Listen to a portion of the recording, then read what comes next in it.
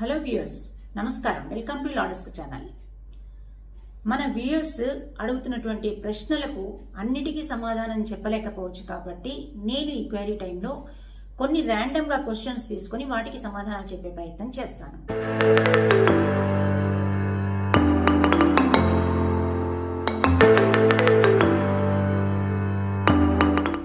ముందుగా ఈ ప్రశ్నలు ఏంటో గమనిద్దాం.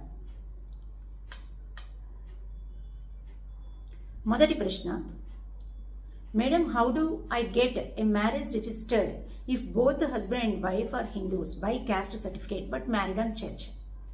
చూడండి, వీళ్ళు ఇద్దరు హిందూస్ అని రాశారు. మీ మ్యారేజ్ మాత్రం చర్చిలో జరిగింది అని రాశారు. అయితే వివాహం అయితే ఈ క్రిస్టియన్ సాంప్రదాయం ప్రకారం జరిగింది. సాంప్రదాయం, ఈ మత సాంప్రదాయం బట్టి, మతాన్ని బట్టి జరిగే తంతుకు లీగాలిటీ ఉంటుంది, వ్యాలిడిటీ ఉంటుంది. కాబట్టి ఇది క్రిస్టియన్ మ్యారేజ్గా పరిగణించి ఈ సబ్ రిజిస్టర్ ఆఫీస్లో మీకు క్రిస్టియన్ మ్యారేజ్ యాక్ట్ ప్రకారమే రిజిస్ట్రేషన్ అనేది జరుగుతుంది. కాబట్టి మీరు అఫిడవిట్ ఇవ్వడము, ఒక ఫామ్ ఉంటుంది, ఆ ఫామ్ని ఫిల్ చేసి మీ మ్యారేజ్ ఏ చర్చిలో జరిగిందో ఆ జ్యూరిస్డిక్షన్లో ఉండే సబ్ రిజిస్టర్ ఆఫీస్లో మీరు రిజిస్ట్రేషన్ చేసుకోవచ్చు. రెండో ప్రశ్న చూద్దాం.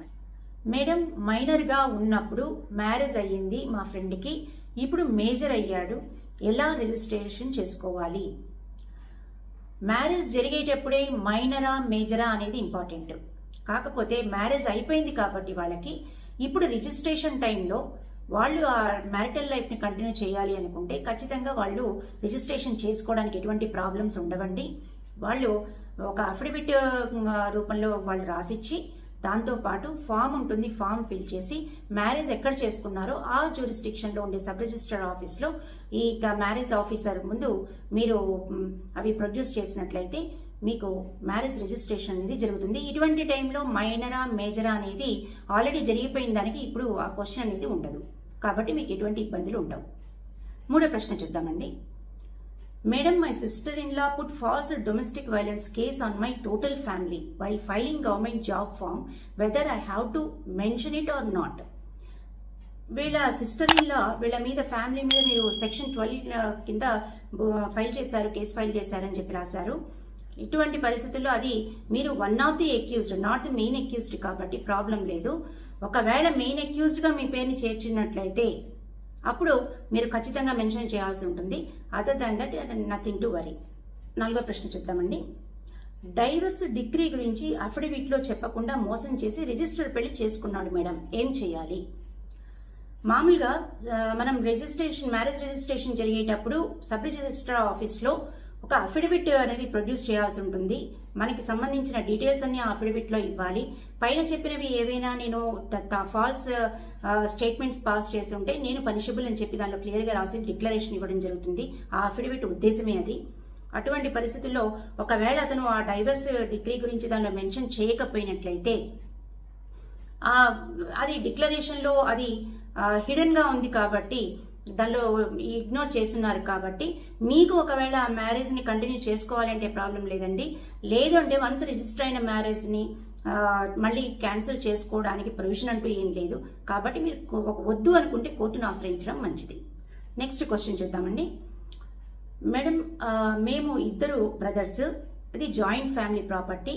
మా బ్రదర్ చనిపోయాడు, మా వదిన దగ్గర ఒరిజినల్ డాక్యుమెంట్స్ అన్నీ ఉన్నాయి. నా షేరు వీలునామా రిజిస్ట్రేషన్ చేశారు.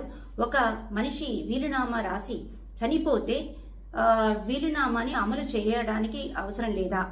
అలా జరగకుండా మా బ్రదర్ వాళ్ళ అబ్బాయి, మా అబ్బాయి పార్టిషన్ చేసుకొని ఆ ప్రాపర్టీని సేల్ చేసుకోవచ్చా? ఇక్కడ ఇది మీ జాయింట్ ప్రాపర్టీ అని చెప్పి రాశారండి. అంటే యాన్సిస్ట్రల్ ప్రాపర్టీ, మీ తండ్రి గారి సంపాదన అనేది భావించడం జరుగుతోంది. కాబట్టి అది మీ తండ్రి గారి సంపాదన అయ్యుండి మీ తండ్రి చనిపోయి ఆ ప్రాపర్టీలో ఇద్దరు ఈక్వల్ షేర్ హోల్డర్స్ అవుతారండి. మీ మదర్ ఉన్నట్టయితే మీ మదర్ కూడా, ఆమె కూడా ఈక్వల్ షేర్ హోల్డర్ అవుతారు. కాబట్టి అటువంటి పరిస్థితుల్లో మీ బ్రదర్కి ఎంత షేర్ ఉంటుందో మీకు కూడా అంతే షేర్ ఉంటుంది. కాబట్టి మీ షేరులో మాత్రమే మీ అబ్బాయికి చెందుతుంది తప్పనిచ్చి ద ఎంటైర్ షేరు మీ అబ్బాయికి రాదు. కాబట్టి మీ భాగము దానిలోనే ఇంక్లూడ్ అయింది. కాబట్టి మీరు మీ అబ్బాయి అది ఆ ప్రాపర్టీని అమ్ముకోవడానికి అయితే వీల్లేదండి. నెక్స్ట్ ప్రశ్న చూద్దామండి. Madam, I involved in a case, but later police delete my name in charge sheet. After that, I joined in government job. But in declaration, they have asked me whether I am arrested, prosecuted, detention, convicted, fined, or case pending against me. But all I mentioned as no, because I was not arrested, not prosecuted. So, is there any problem in police verification? ఏదైనా job కొత్తగా మనం apply చేస్తున్నప్పుడు దాంట్లో police verification అనేది ఖచ్చితంగా ఉంటుంది, చాలా స్ట్రిక్ట్గా కూడా జరుగుతుంది. కాకపోతే మీరు అఫెన్స్ ఏంటనేది ఇక్కడ మెన్షన్ చేయలేదు కాబట్టి సీరియస్ అఫెన్స్ అయితే ఖచ్చితంగా మీరు మెన్షన్ చేయాలి. అదేదో పెటీ కేసు అయినట్లయితే దానిలో పెద్ద పట్టించుకోవాల్సిన అవసరం లేదు.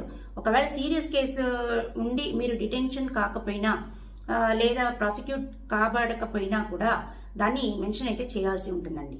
ఈరోజు మంచి మాట, వినే ఓపిక లేనివాడు ఎప్పటికీ అర్థజ్ఞానిగానే మిగిలిపోతాడు, చెప్పే ధైర్యం లేనివాడు ఎప్పటికీ పిరికివాడిగానే ఉండిపోతాడు. వ్యూయర్స్ చూశారు కదా, మీరు అడిగే ప్రశ్నలకి మ్యాక్సిమం సమాధానాలు చెప్పడానికే ప్రయత్నిస్తాను. కాబట్టి మీరు ఫస్ట్ టైం మా ఛానల్ని చూస్తున్నట్లయితే తప్పకుండా సబ్స్క్రైబ్ చేసుకోండి. తద్వారా మా ఛానల్లో వచ్చేటువంటి ఇన్ఫర్మేటివ్ వీడియోస్ మీరు ఈజీగా చూడగలుగుతారు.